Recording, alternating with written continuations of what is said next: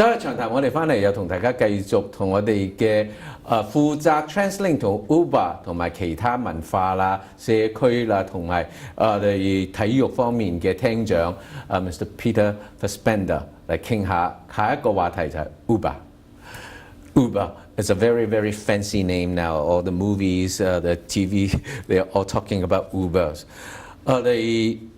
Just a short while ago, Ottawa has passed it with certain regulations, and I know you are heading a consultation process to deal with this in British Columbia. Can you share with us what is the responsibility of this consultation process? What are the questions, and who are the stakeholders? Well, I'm consulting with a variety of different people. Number one, the taxi industries and the companies that exist within that industry.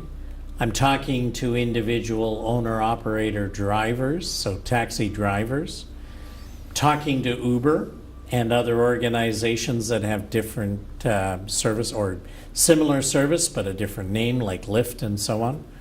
I'm talking to local governments who have a role in the licensing process and the regulations on which taxis can operate in their jurisdictions. I'm talking to the public, talking to the business community. And what I'm trying to do is to understand the existing industry, namely the taxi industry, and what is working and what perhaps might need to be changed, because Minister Stone in Transportation has the responsibility for the Passenger Transportation Safety Act and the regulations. He's also responsible for ICBC. So what I'm doing is collecting all of that input, looking at other jurisdictions, not only in Canada, but in the world, and looking at what has worked, what hasn't worked, with one goal. And the goal is to protect the rights and the accessibility to effective and efficient transportation for the consumer. Our first priority is the traveling public and their safety and how they access services that they want and need. I know this is not a public hearing, the process, but the consumers always felt left out. Means the individuals who used it, and we have everyone is. We look at the newspaper. Everyone is talking about the taxi drivers' rights, how it kills the business, and also the companies who raise the plate from $370 something to $800,000. It's to protect their interests, but without having any scientific data to back me up, but I feel comfortable to say that people who have used Uber likes it, and that's the consumer's wish. First of all, do you agree, and how do you deal with as you just said, the public? How do the public be involved in this process? If anyone wants to talk about it, what is the means or the ways to talk about it? Well, what we're doing is we're getting feedback via email, by meetings that I'm having and my colleagues are having as they go out into the public. We're listening to consumers. But here's what I believe consumers are saying to us.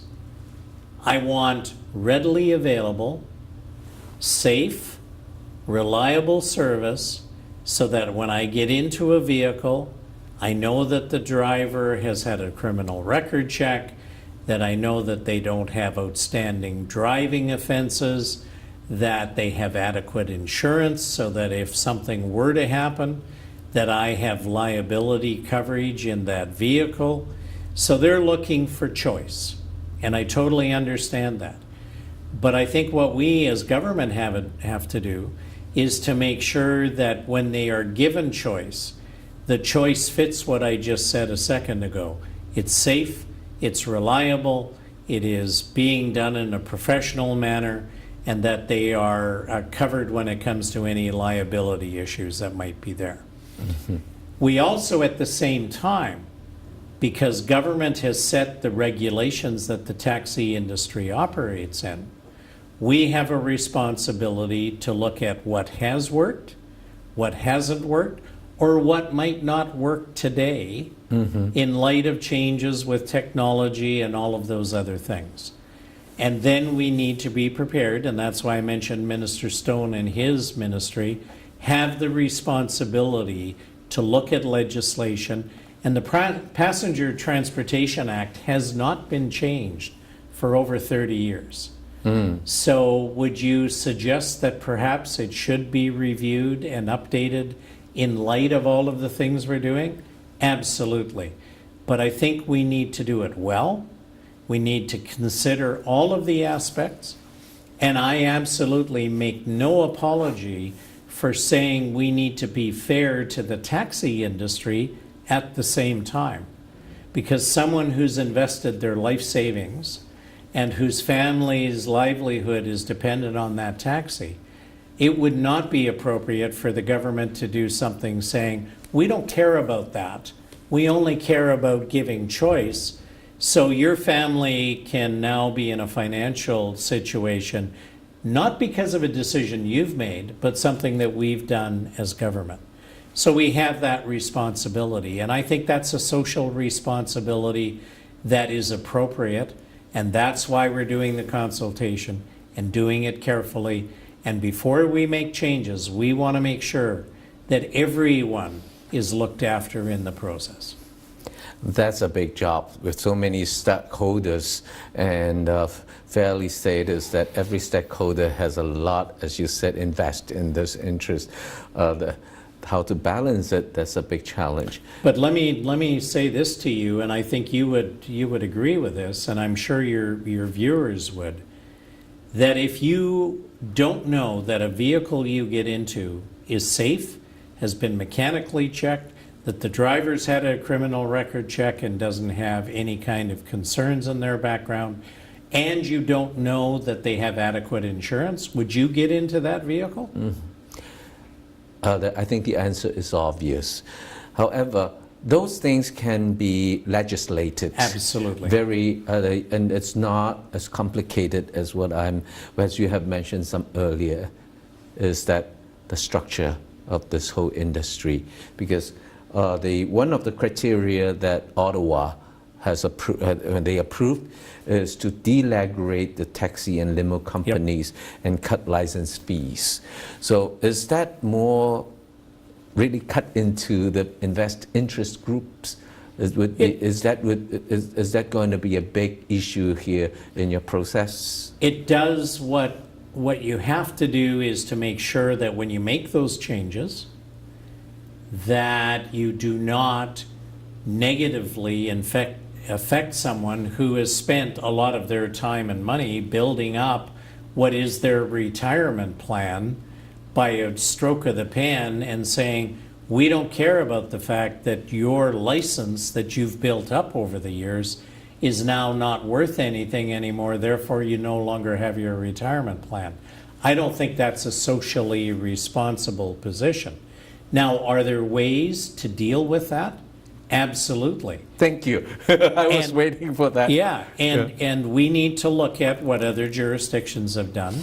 In Australia, for example, when they made changes that affected that, the government took a portion of the fees that were charged and used that to buy back licenses to give that owner of that license a fair return on their investment when they made a change that would affect that investment. Mm-hmm. So there are options out there. That's why we're taking our time and looking at what other jurisdictions have done to make sure whatever step we take is fair and that there is a level playing field for everyone.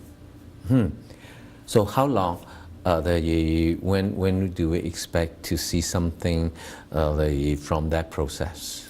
You know, I don't have an end date in mind because, as I said, we want to make sure we do it right. Mm-hmm. Once we get input and we evaluate that, then as government, we'll look at what are the options. And I think we are responsible to communicate back what those potential options are to the stakeholders, including the public who wants choice, and to get some more feedback in terms of what they think would be the best approach and a made in BC solution. So when is that going to be done? I don't know the answer. We're going to keep moving on. We're not looking to delay it any more than we have to, but we're also not going to give in to pressure like Uber is putting on us now by running ads, telling people to write letters to the Premier and myself. We're not going to give in to pressure just for the sake of the pressure. Again, we're going to do it right. Thank you very much. It's not an easy job because the taxi industry is something that is, even some the drivers, taxi drivers, believe that there is much room for reform. Even in their own industry, and they know that. They're looking at technology, and that's why I say if you have an even playing field where the rules are the same, then it gets down to choices that organizations make on how they're providing the service and the quality of the service. And what's happening to the taxi industry because of these initiatives around the world, they're recognizing status quo is not good enough for them anymore. Yes. They need to up their game. Yes, thank you. Last question. It's not relevant to Uber or the Translink, but actually, yes, it is relevant. We have in a small Metro Vancouver area, which is almost a very small portion of what big cities are in New York, or not even bigger than one borough in New York City. We have 22 local governments, and one of your responsibility is also the community and about the local governments. What is your thought on amalgamation? Well, first of all, the government's position is we're not going to force choices on people. Not like Toronto? By making them ahead of time. And, you know, everybody believes that the bigger you make it, the more efficient it's going to be, and so on. All of the research that I've seen, and I was a mayor for 3 terms in one of those smaller communities here in Metro, we did a study ourselves to look at why and how do you get efficiencies, and what are those efficiencies, and what does it do? If you look at most major amalgamations, the cost of government has not gone down, it actually has gone up. And there is questions about the quality of service levels that people get. If you go to Ottawa and talk to people who live in Nepean or Canada or any of those communities that were amalgamated into Greater Ottawa, they now say they don't get the same quality and level of service that they got before. So I think before you start talking about amalgamation just because you think it's going to cost less, the facts don't necessarily bear that out. The other thing that I'm a strong believer of, we live in a world where we're bigger and bigger and bigger, and we lose a bit of sense of community. We don't get to know our neighbors as well.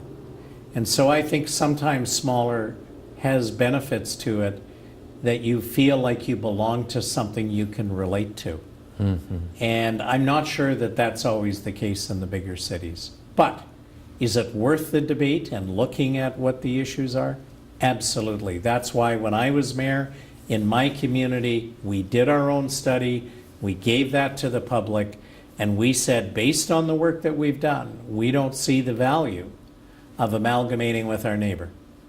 Even though people thought, oh, well, you're going to save council and mayor's salary, and that's a big deal. In the budgets of most local governments, the council and the mayor's salary are a drop in the bucket in the overall cost. Well, I think yes, it is absolutely worth the discussion and debate and research on. That's why I'm so interested in asking you this question, because I think on the other side of the coin, it might benefit for long-term strategy planning, development planning. So not everyone is doing the same thing. Right. You're duplicating and repeating, but that is just opening a discussion, and I'm glad that you're also open to this debate. Absolutely. And thank you very much, Mr. Fassbender. Thank you. This is in your very heavy schedule, come in here to share with us our thoughts. Thank you very much. I appreciate it, and I wish all of your viewers all the best for the new year, for peace and prosperity. And I know that you do a great job, and thank you for having me on. Thank you。周日長談我哋今日到此為止，我係黎伯佳 BC Lee，下次見。